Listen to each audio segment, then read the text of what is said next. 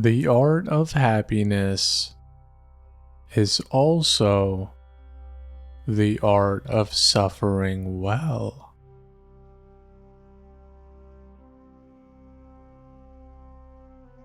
When we learn to acknowledge, embrace, and understand our suffering, we suffer much less.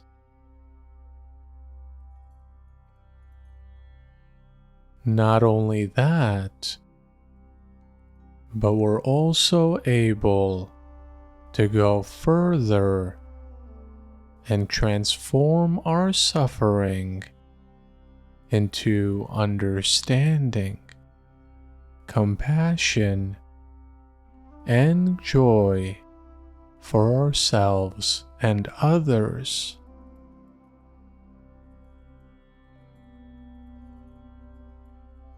One of the most difficult things for us to accept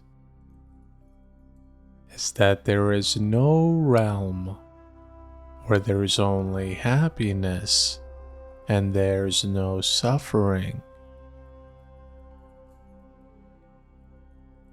This doesn't mean that we should despair. Suffering can be transformed. As soon as we open our mouth to say suffering, we know that the opposite of suffering is already there as well. Where there is suffering, there is happiness.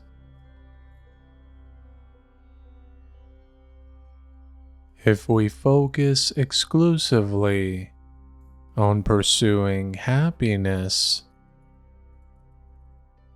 we may regard suffering as something to be ignored or resisted. We think of it as something that gets in the way of happiness. But the art of happiness is also, and at the same time, the art of knowing how to suffer well.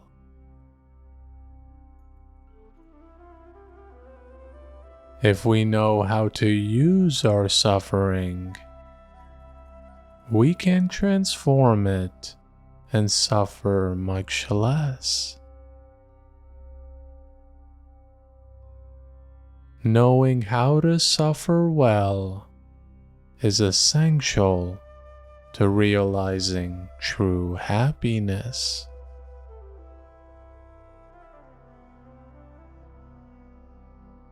If we can learn to see and skillfully engage with both the presence of happiness and the presence of suffering, we will go in the direction of enjoying life more. Every day we go a little farther in that direction, and eventually we realize that suffering and happiness are not two separate things.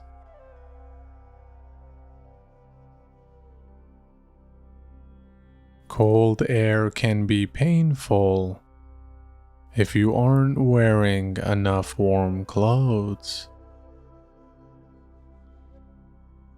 But when you're feeling overheated, or you're walking outside with proper clothing, the bracing sensation of cold air can be a source of feeling joy and aliveness.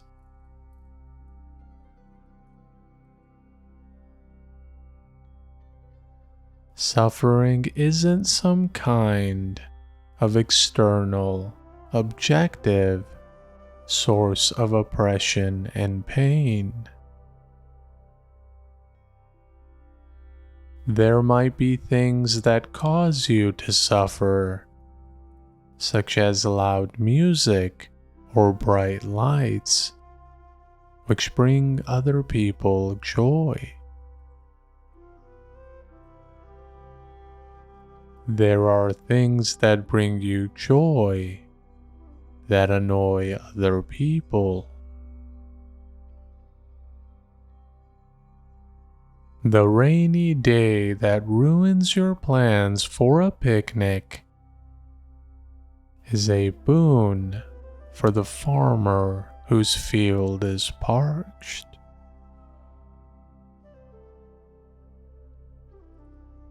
Happiness is possible right now, today. But happiness cannot be without suffering.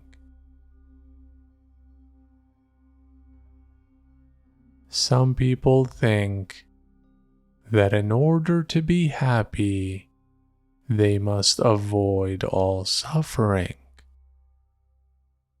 And so they are constantly vigilant, constantly worrying. They end up sacrificing all their spontaneity, freedom, and joy.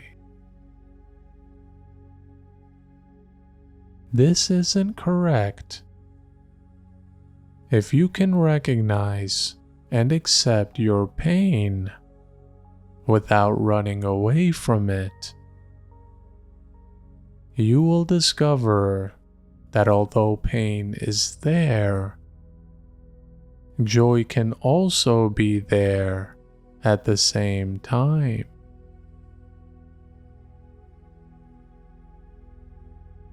Some say that suffering is only an illusion, or that to live wisely, we have to transcend both suffering and joy. I say the opposite. The way to suffer well and be happy is to stay in touch with what is actually going on. In doing so, you will gain liberating insights into the true nature of suffering and joy.